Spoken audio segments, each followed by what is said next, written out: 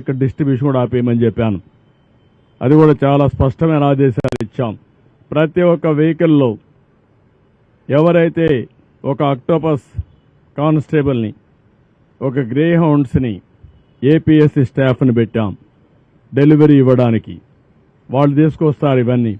ఎక్కడన్నా ఇవన్నీ చేయకపోతే పోలీస్ ఆఫీసర్లు కూడా చాలా క్లియర్గా చెప్తున్న హైరార్కీ కూడా మోస్ట్ డిసిప్లిన్ ఫోర్స్ వచ్చి police. Be discipline. Law and order maintain చేసే బాధ్యత మీది. లా అండ్ ఆర్డర్ మెయింటైన్ చేయకపోతే నష్టం జరిగేది రిమోట్ ఏరియాలో ఉండే పేదవాడికి జరుగుతుంది. నేను చూశాను, వాళ్ళ బాధలు చూశాను. వాళ్ళ బాధలు చూస్తే వన్ననా తీర్థం ఒకటి కాదు. ఒక తండ్రి భార్యను వదిలిపెట్టి బిడ్డ బతుకు కోసం సేవ్ చేసుకోవాలని వచ్చాడంటే మనం ఊహించుకోవాలి. అదేవిధంగా ముసలవాళ్ళు, నడవలేని వాళ్ళు నీళ్లలో నడిచొచ్చి బట్టలు లేకుండా వచ్చారంటే వాళ్ళ బాధలు అర్థం చేసుకోవాలి. ప్రతి ఒక్క ఇంటిలో ఈరోజు పాములు వచ్చే పరిస్థితికి వచ్చాయి, తేళ్లు వచ్చే పరిస్థితికి వచ్చాయి.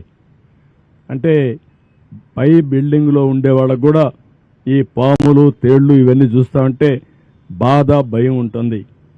ఈ విధంగా ప్రతి ఒక్క కుటుంబానికి ఒక బాధ ఉంది. మానవతా దృక్పథంతో మనం పనిచేయాల్సిన అవసరం ఉంది. అందుకే నేను చాలా క్లియర్గా చెప్తున్నా. నేను ఐవీఆర్ఎస్ కండక్ట్ చేస్తున్నా. ఇంకా కొన్ని ప్రాంతాల్లో ఫుడ్ రీచ్ కాదని వస్తూ ఉంది. ఆ ఐవీఆర్ఎస్ మెసేజెస్ని మళ్ళీ తిరిగి ఆఫీసర్లకు పంపిస్తున్నా. ఏ నెంబర్ నుంచి వచ్చిందో ఆ నెంబర్ కూడా పంపిస్తున్నా. నేను అందుకనే ప్రజలందరికీ అప్పీల్ చేస్తున్నా. నేను పంపించే ఐవీఆర్ఎస్ మీకోసరం పంపిస్తున్నా. మీరు ప్రాపర్గా సమాధానం చెప్పండి. ఇమ్మీడియట్గా మా ఆఫీసర్ని మీ ఇంటికి పంపించే బాధ్యత, మీకు టచ్లోకి వచ్చే బాధ్యత తీసుకుంటా. అదే సమయంలో ఏమాత్రం అవాస్తవాలు చెప్పొద్దండి, వాస్తవాలు చెప్పండి. ఇలాంటి ఒక విపత్కరమైన పరిస్థితిలో ఉండే మనందరం ఆలోచించాల్సింది, ఎప్పటికప్పుడు మీరు సమాచారం నాకు ఇవ్వగలిగితే ఆ సమాచారాన్ని బేస్ చేసుకుని ఇమ్మీడియట్గా యాక్షన్ తీసుకుంటా. ఇంకా ఎక్కడికక్కడ నేను సర్ప్రైజ్ ఇన్స్పెక్షన్స్ కూడా వెళ్తున్నాను. నేను అందరి అంత చెప్తున్నాను. ఇంతవరకు 2 రోజుల నుంచి చెప్పాం. ఇప్పుడు ఎవ్వరు సరిగా పని చేయలేదు అని కన్ఫర్మేషన్కి వస్తే యాక్షన్స్ తప్ప ఇంకేముండవు. అది యాక్షన్స్ కూడా డ్రాస్టిక్గా ఉంటాయి. దయచేసి అర్థం చేసుకోండి. Rise to the occasion. మానవతా దృక్పథంతో పనిచేయండి. ప్రతి ఒక్కరిని ఆదుకునే బాధ్యత తీసుకుందాం. మళ్ళీ ప్రభుత్వ ఇమేజ్ పెంచుకుందాం. మనం ఉండేది ప్రజల కష్టాల్లో ఉన్నప్పుడు సర్వశక్తులు ఒడ్డి వాళ్ళకి సేవ చేయాల్సిన అవసరం ఉంది.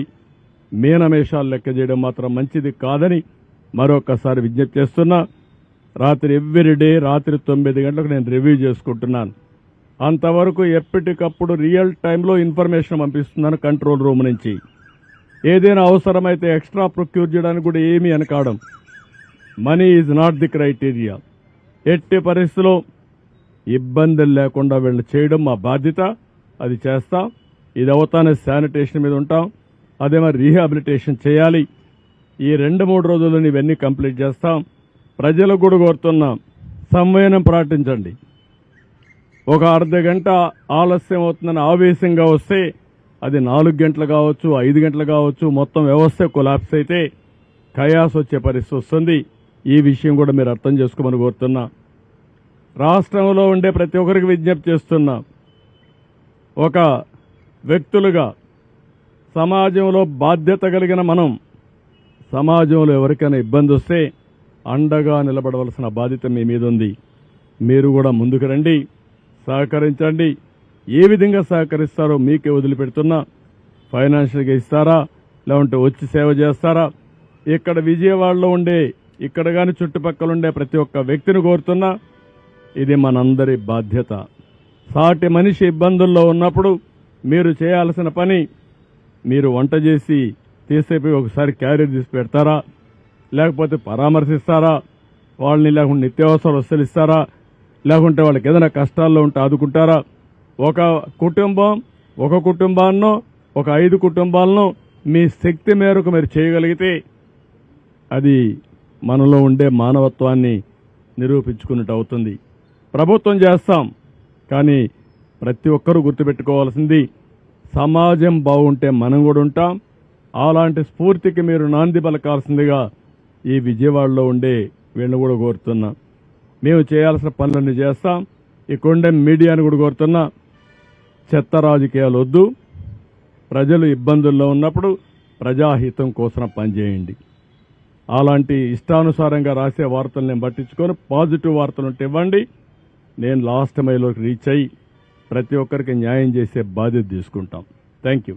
ఏమైనా క్వశ్చన్స్ కూడా చెప్పండి. ఆల్ మెడిసిన్స్ అన్ని పెట్టాం, ఒక ప్యాకెట్ పంపించాం. హెల్త్ అని ఎప్పటికప్పుడు అలర్ట్ చేస్తున్నాం. రాష్ట్రంలో ఉండే ట్యాంకర్లను తెప్పిస్తున్నాం. క్లీన్ అయిన ఏరియా అంతా కూడా క్లీనప్ చేస్తున్నాం.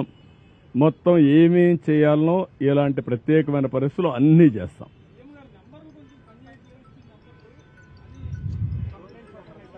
ఓకే, ఆ 2 నెంబర్లు ఇచ్చాను. ఒకవేళ అవసరమైతే ఇంకొక నెంబర్ కూడా ఇస్తాను. నేను వేరే కంట్రోల్ రూమ్ పెడతాం. మొత్తం వ్యవస్థ పెరాలసిస్ వచ్చింది. 5 సంవత్సరాలు పనిచేయడం మానేశారు. నేను ఇంకా ఏం చేయాలో నాకు కూడా తెలియని పరిస్థితికి వచ్చా ఇప్పుడు. అందుకే ఇప్పుడు ఒక ఆఫీసర్ సస్పెండ్ చేశారు. జక్కంపూడిలో ఒక ఆఫీసరు సరిగా తీసుకపోతే మార్నింగ్ అప్పుడే సస్పెన్షన్ అయింది. ఎక్స్ప్లెనేషన్ కాల్ ఫార్ చేశాను. ఇంకెవరిని నేను ఉపేక్షించను. మంత్రులు కూడా సరిగా చెప్పది చేసిన పని చేయకపోతే వాళ్ళ పైన కూడా చర్యలు తీసుకుంటా. ఎవరని నాకు అవసరం.